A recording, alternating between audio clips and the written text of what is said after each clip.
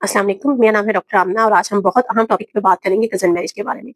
क्योंकि हमारे यहाँ साउथ एशियन जो कंट्री है जिसमें पाकिस्तान, इंडिया, बांग्लादेश यहाँ पर ये बहुत ज़्यादा ट्रेंड है कि जिस तरह से दादा-दादी भी कज़न थे, अम्मी-अब्बू भी कज़न हैं और अब आप खुद भी कज़न हैं। तो इसमें ये होता है कि आपने खुद भी अपने इर्द-गिर्द ये नोटिस किया होगा कि जो जहाँ पर लंबी-लंबी कज़न मैरिज चल रही होती हैं, तो वहाँ पर बच्चों के अंदर जो है वो मुख्तलिफ किस्म के असरात देखने में मिलते हैं। क्योंकि इन कज़न मैरिजेज़ के अंदर ये होता है कि जीन्स के अंदर म्यूटेशन के चांसेस जो हैं बढ़ जाते हैं या जो भी एक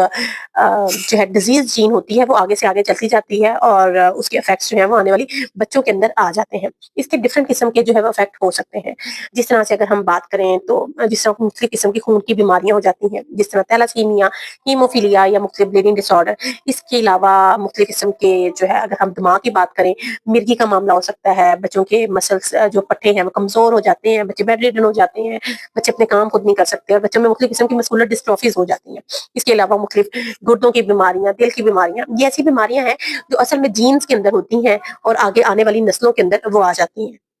और इसी तरह से उन्हीं फैमिलीज़ में जिनमें कज़न मैरिज का ट्रेंड ज़्यादा होता है, उनमें ये चांस बढ़ जाता है कि उनके बच्चे बार-बार ज़ाया होते हैं, उनको शाक का मसला जो है वो ज़्यादा हो जाता है। अब ये बात यहाँ तक नहीं रुकती, इसके अलावा जो औरतें होती हैं ख़ास तौर पे, उनमें भी ये चांस ज़्यादा होता है कि जिनके अंदर जो है वो पानी की थैलियाँ हैं, जिन फैमिलीज़ की हिस्ट्री के अंदर, बच्चियों के अंदर भी वो पानी की थैलियाँ जो है वो बनना शुरू हो जाती हैं, जिसको हम पॉलीसिस्टिक ओवरी सिंड्रोम कहते हैं। इसके अलावा एक खूनी रसोली जिसको एंडोमेट्रियोसिस कहा जाता है, उसका भी जीन्स के साथ लिंक है। और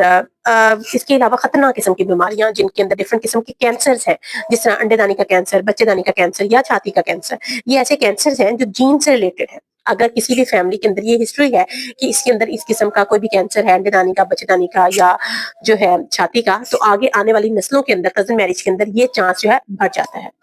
अब इसमें अहम बात ये है कि हम किस तरह से इन जो डिजीज़ या म्यूटेशन वाली जीन्स हैं, उनको किस तरह रोक सकते हैं।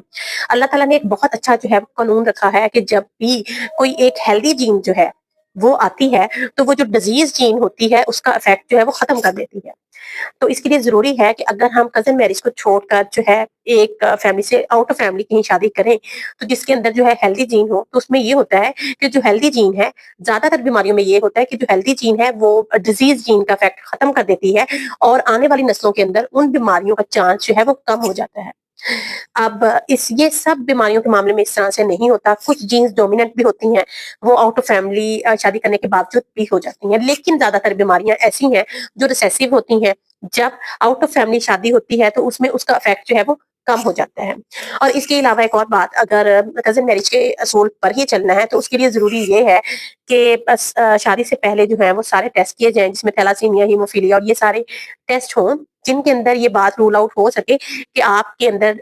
दोनों में वो जो डिज़ीज़ या अफ़ेक्टेड जीन है, वो नहीं है, ताकि आगे आने वाली नस्लें जो हैं, उनकी हम हिफ़ाज़त कर सकें। लेकिन क्योंकि हमारा ताल्लुक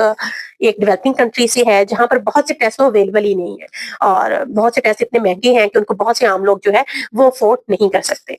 इसलिए मेरा आपसे मशवरा ये है कि अपनी आने वाली नस्लों को प्रोटेक्ट करने के लिए ज़रूरी है कि हम, अगर हमारा बहुत लंबी एक हिस्ट्री कज़न मैरिज की चल रही है, तो अपनी आने वाली नस्लों को जो हेल्दी और सेहतमंद रखने के लिए हम उनके लिए कुछ प्रिकॉशनरी मेजर्स जो हैं वो ले सकें। शुक्रिया।